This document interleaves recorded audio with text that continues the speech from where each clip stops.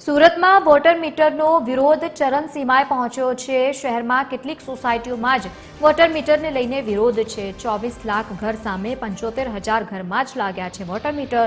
શહેરના કેટલાક વિસ્તારમાં મીટરથી બિલ વસૂલાતા હોવાના પણ આક્ષેપ કરવામાં આવ્યા છે।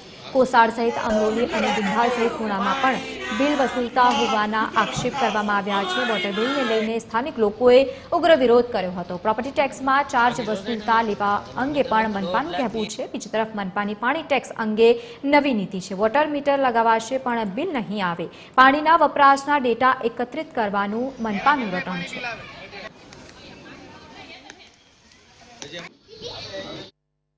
સુરતના મોટા વરાછા, અમરોલી અને કોસાડ સહિતના જે વિસ્તારો છે ત્યાં સુરત મહાનગરપાલિકા દ્વારા પાણીના મીટર લગાવવામાં આવ્યા હતા।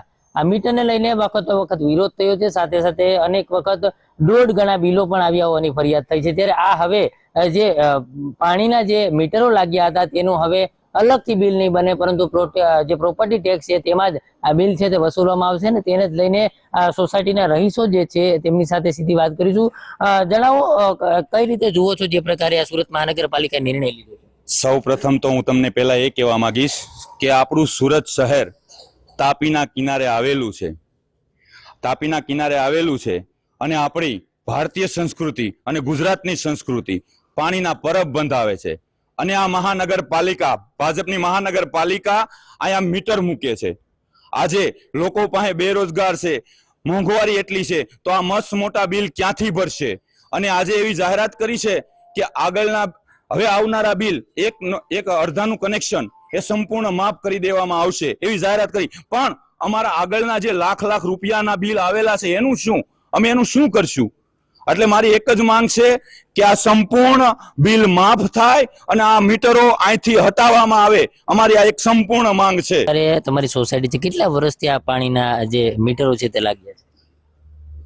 8 વર્ષ થયા અમે બિલ ભરીએ છીએ, તો અમે એટલું જ કહેવા માંગીએ છીએ કે અમારા બિલ તદ્દન માફ થવા જોઈએ, કારણ કે અમારી કોઈ એવી આવક નથી, સામાન્ય માણસો છીએ।